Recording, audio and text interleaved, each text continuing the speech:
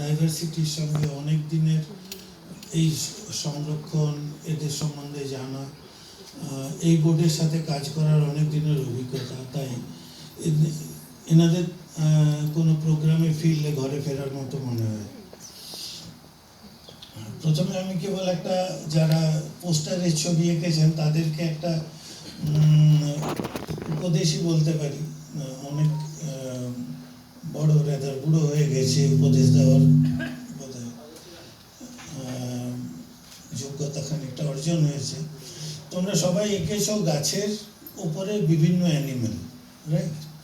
তোমরা যদি কোনো গাছকে খুব মাইনিউটলি দেখো, পার্টিকুলারলি ধরো নর্থ বেঙ্গলের ভেজা জায়গার গাছ, যেমন বক্সা টাইগার রিজার্ভ, জলদাপাড়া, কিংবা দার্জিলিংয়ে বেড়াতে গিয়ে যদি কোনো গাছকে দেখো, তাহলে দেখবে একটা গাছের গায়ে কত লক্ষ আগাছা জন্মে আছে, একটা দুটো নয়, লক্ষ লক্ষ আগাছা। ঠিক আছে, ওটাই ওদের বাসস্থান। ঠিক আছে, এদেরকে ইংরেজিতে একটা টেকনিক্যাল নাম আছে, এপিফাইট বলে। এদের মধ্যে কেউ কেউ পার্সিয়াল প্যারাসাইটও হয়। আবার মূল গাছ এবং এই আগাছার উপর বেস করে অজস্র ইনসেক্টস আছে, কিছু পাখি আছে, কিছু ম্যামেলস আছে যেগুলো তোমরা দেখিয়েছ। অর্থাৎ যে এমন নয় যে একটা গাছ আর তার গায়ে আমি ধরো সে চাইনিজ প্যাঙ্গোলিন ওর উপরে উঠছে, এটা নয়। মানে এমন, যদি তোমরা ন্যাচারালি একটা গাছকে পর্যবেক্ষণ করো তাহলে বুঝতে পারবে যে কিভাবে একটা গাছ সত্যি মিলিয়ন প্রাণের একটা ভাণ্ডার। একটা গাছকে যখন আমরা কাটি বা সেটা যখন আপরুটেড হয়ে যায়, তখন ওই মূল গাছটার সাথে সাথে মিলিয়নস অফ লাইফস ওর সাথে মারা যায়। ঠিক আছে, মেন অ্যাঙ্কারেজ যেটা দেয় সেটা কিন্তু আরও অনেক গাছকে, তার উপরে আছে ইনসেক্টস, তার উপরে আছে সেই ইনসেক্টসদের উপর ভরসা করে সেরম প্রাণীরা, তারপরে আছে তোমার ওখানে যারা বাসা বাঁধে। স্যার বললেন যেগুলো আমরা দেখতে পাই না, লক্ষ লক্ষ কোটি কোটি জীবাণু, সেটা অবশ্যই তোমরা আঁকতে পারবে না। তো পরের বারে তোমাদের ড্রয়িংয়ে এটাকে তুলে ধরার চেষ্টা করো, কেমন? আমার মনে হয় সেটা আরও ইন্টারেস্টিং হবে। যাকে সমালোচনা করছি না, ছবিগুলো খুব ভালো হয়েছে, কিন্তু কিভাবে ইমপ্রুভ করা যায় আমার নিজের দৃষ্টি, আমার নিজের অভিজ্ঞতা থেকে তোমাদের বললাম।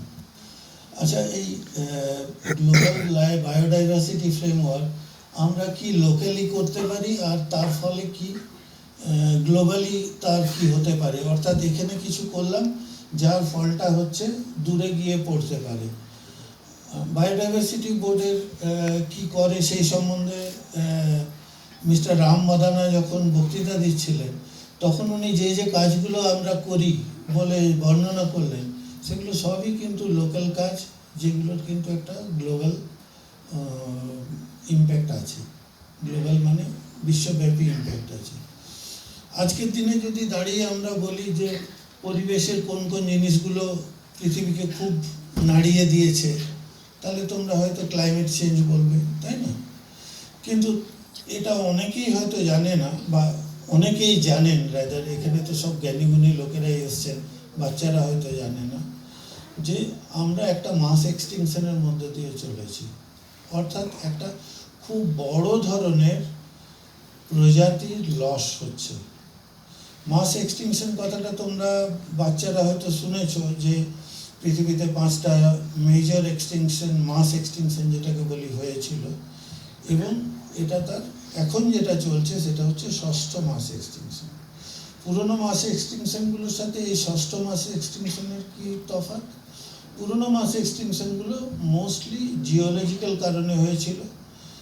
একটা বাদ দিলে, যখন খুব অক্সিজেন বেরিয়ে গেছিলো, নতুন ক্লোরোফিলওয়ালা উদ্ভিদ এসেছিল এবং প্রচুর অক্সিজেন বাতাসে ছেড়ে একটা মাস এক্সটিংশন হয়েছিল। সেটা বাদ দিলে বাকি সবগুলোই তোমার জিওলজিক্যাল কারণে হয়েছিল।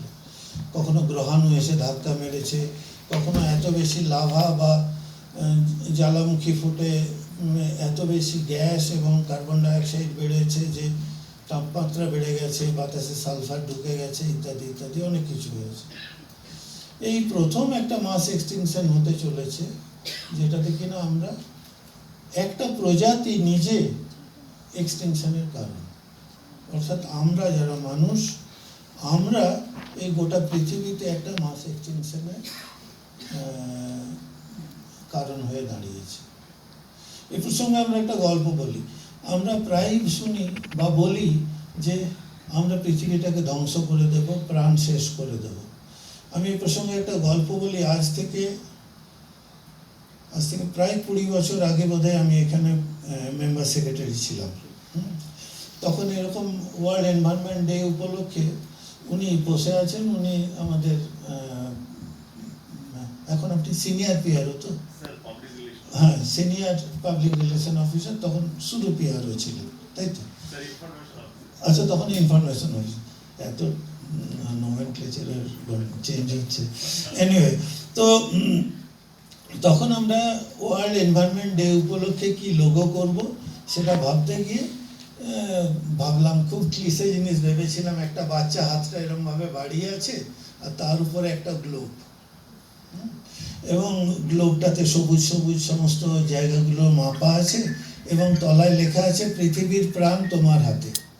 অর্থাৎ যদি আমরা না চাই তাহলে পৃথিবী ধ্বংস হয়ে যাবে।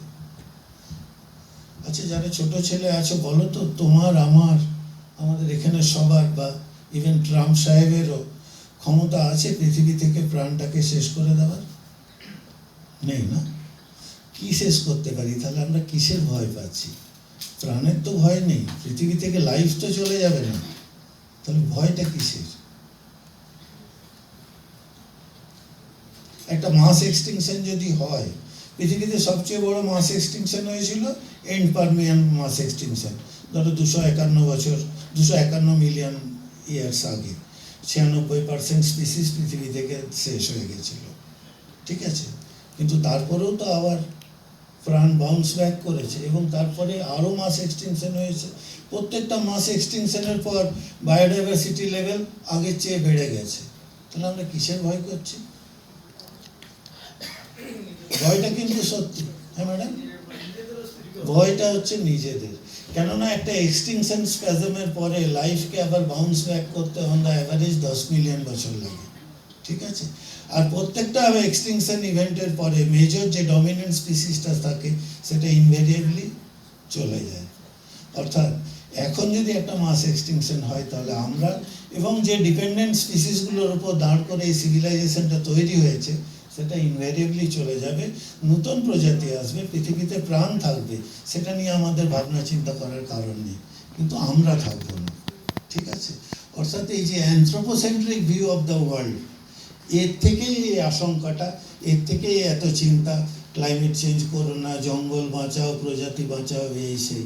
আমরা আসলে আদতে খুব স্বার্থপর জীব, তাই না? যারা আমাদের মধ্যে বায়োসেন্ট্রিক ভিউ অফ ওয়ার্ল্ডে বিশ্বাস করেন, তারা এটা নিয়ে মাথা ঘামান না, আরে থাকবে না তো কি হয়েছে, লাইফ তো থাকবে, বাট আমরা সেটা দেখবো না, কেমন? তো যাই হোক, এটা একটু ফিলোসফিক্যাল কথা এবং একটা গল্প মনে পড়ে গেল আমাদের, তাই আমি এই গল্পটা তোমাদেরকে শোনালাম। এবার আসছি আজকের থিমের কথায়। যদি তোমরা কেউ সিবিডির, সরি তোমরা বলছি, কিন্তু বাচ্চা তো খুব কম, আপনারাই বলি, হ্যাঁ? তো যদি আপনারা সিবিডির যে থিমটা আছে সেটা যদি তার পড়ে থাকেন, তাহলে দেখবেন যে এই যে কুমিং-মন্ট্রিয়াল গ্লোবাল বায়োডাইভার্সিটি ফ্রেমওয়ার্ক যেটা অ্যাডপ্ট করা হয়েছিল, সেই ফ্রেমওয়ার্কের মধ্যে কিছু গোলস আছে আর কিছু কাজ প্রেসক্রাইবড আছে, তাই না? এবারের বায়োডাইভার্সিটির যে মেসেজ সেটা হচ্ছে আমরা লোকাল স্তরে এমন কী কী কাজ করতে পারি যাতে কিনা ওই বায়োডাইভার্সিটির যে ফ্রেমওয়ার্ক, অর্থাৎ যে গোল এবং যে